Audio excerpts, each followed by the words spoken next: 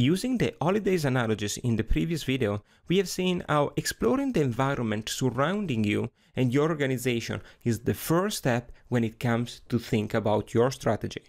We are now ready to introduce the 5 forces model, a framework that will drive us in this process.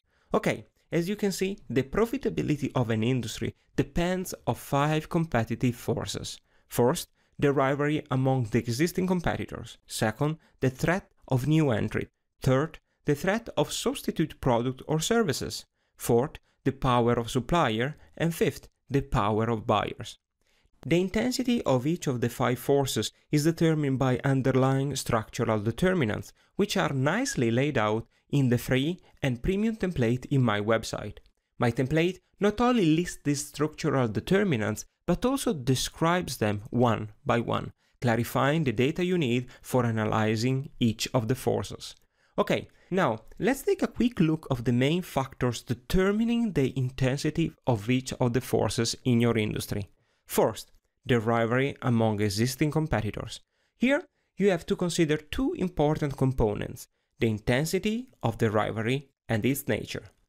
The intensity of rivalry depends upon factors like the number of competitors, the level of industry growth, and the presence of exit barriers.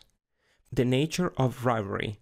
Competition is destructive when competitors serve similar needs of the same customer segment. Instead, competition has a positive nature when competitors tend to serve different needs of different customer segments present in the same industry. We move now to the second of the 5 forces, the threat of new entry. The intensity of this force is determined by 2 main factors.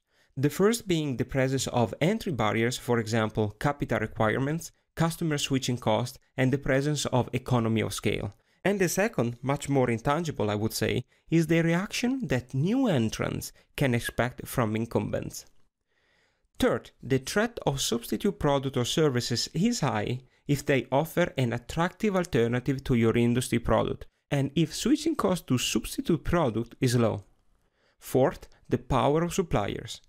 Your industry suppliers are in a strong position relatively to your industry if they sell differentiated product and it's difficult to find others selling the same or similar products.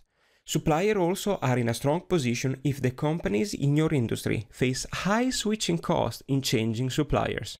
One last important point, which is easily overlooked, is that industry suppliers are in a strong position if they can integrate forward into your industry, which means that they can actually turn into new competitors within your industry.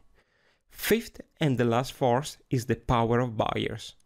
Your industry customers hold a good position if they are few large buyers, which purchase large quantities of standardized products. They are also in a strong position if they can easily switch to other vendors and if they can threaten to integrate backwards, becoming a new competitor in your industry.